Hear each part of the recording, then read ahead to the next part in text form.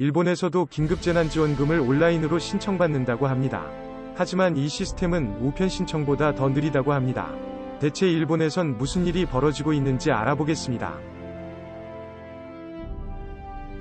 일본에서는 우리나라의 긴급재난지원금과 같은 특별정예급 부금의 온라인 지급 신청이 시작되었습니다.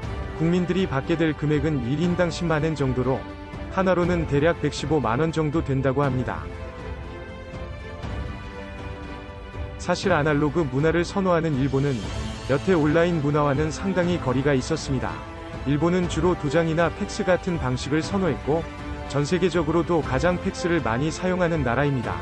하지만 한국의 빠른 온라인 행정이 부러웠던 걸까요?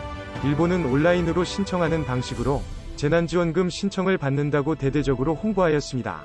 우리나라는 온라인으로 신청하는 방식이 너무 당연하지만 일본에서는 정말 엄청난 시도였습니다. 하지만 이 온라인 방식에는 마이넘버 카드가 필요했습니다. 마이넘버 카드란 우리나라의 주민등록증 같은 개념입니다. 지자체가 국민들에게 특별정예급 부금을 지급하기 위해서는 포털 사이트에서 마이넘버 카드를 이용해서 신청해야 합니다.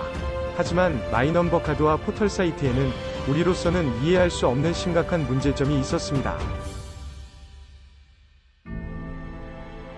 첫 번째 문제점은 비밀번호 분실 시 구청으로 가야 한다는 것입니다.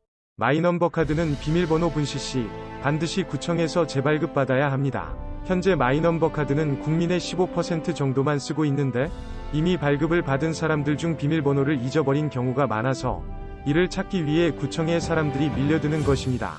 두 번째 문제는 세대원 정보를 직접 입력해야 한다는 것입니다.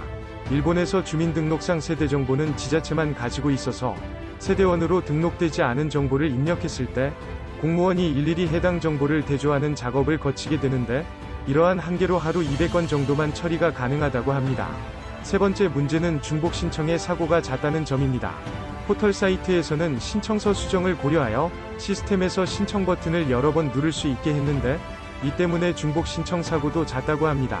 도쿄에서 가장 인구가 많은 세타가야구는 신청서 오류와 중복 신청을 걸러내기 위해 급히 담당 직원 수를 늘렸다고 전해졌습니다. 네 번째 문제는 감염의 우려가 크다는 점입니다. 마이넘버 카드를 이용한 온라인 신청은 사실 코로나 사태에서 국민들 간의 접촉을 방지하기 위해 일본에서 야심차게 내놓은 방법입니다.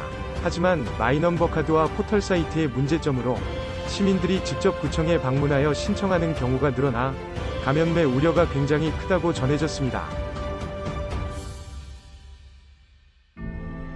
결과적으로는 이렇게 온라인으로 신청을 하게 되었을 때 신청서 정리에만 50일이 걸리기 때문에 지원금을 7월 이나 돼야 받을 수 있다고 전했습니다. 우리나라의 경우 정부긴급재난지원금을 신용카드사에 신청하면 48시간 이내에 처리가 되어 바로 손쉽게 사용할 수 있는데 이러한 대한민국의 빠른 온라인 행정 처리를 보고 많은 일본인 네티즌들은 부러움을 나타냈습니다.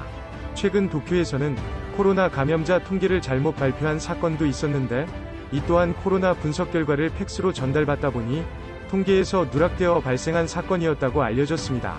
아직도 수작업과 팩스에 의존하는 일본에서 온라인 행정을 정착시키기에는 아직도 많이 부족해 보입니다.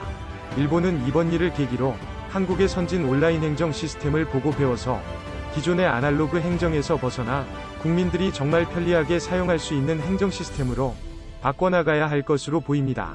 이상 오빠 알겠다 였습니다. 시청해주셔서 감사합니다.